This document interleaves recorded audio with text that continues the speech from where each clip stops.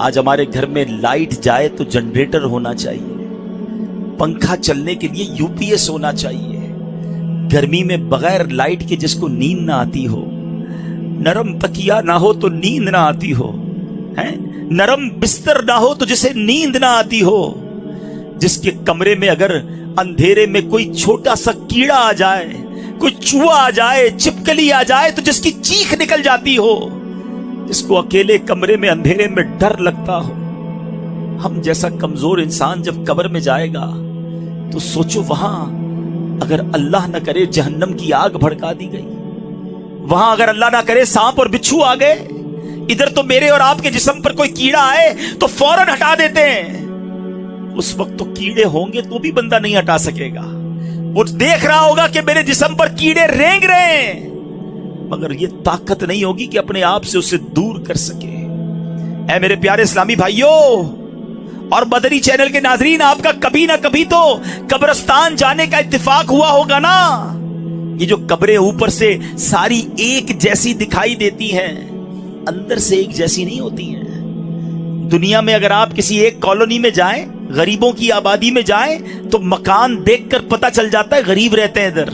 अमीर के इलाके में जाएं तो कोठियां देखकर समझ आ जाता है कि इन कोठियों में अमीर और सुकून से रहने वाले रह रहे हैं। मगर कब्रों को देखकर पता नहीं चलता, दिखती सारी एक जैसी हैं, मगर हर कब्र की दास्तान जुदा है। कोई तो कब्र में जन्नत की नेमतें लूट रहा है, कोई तो कब्र में जलवाए मुस्तफा में गुम है, किसी की कब्र में तो जन्नत की खिड़की खुली हुई है, कोई तो अपनी कब्र में नम का नौमतिल उरूस के मजे लूट रहा है। किसी को तो कब्र ऐसे दबा रही है जैसे माँ गोद में अपने बच्चे को प्यार से दबाती है।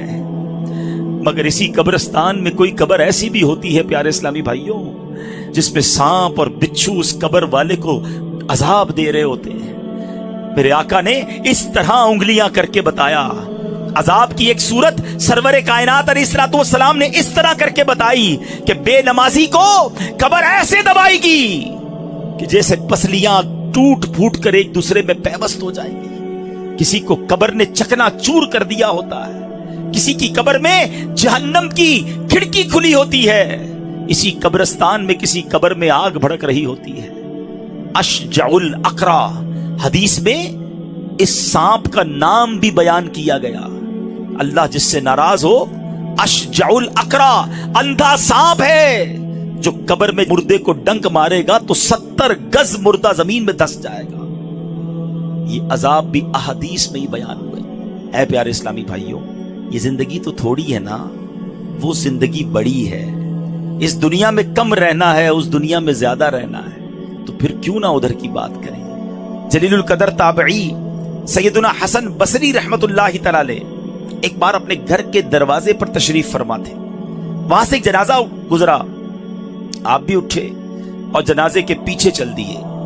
जनाजे के नीचे एक छोटी बच्ची जारो कितार दौड़ती हुई उस जनाजे के साथ साथ जा रही थी और कह रही थी, ऐ बाबा जान, आज मुझ पर वो वक्त आया है कि पहले कभी ना आया था।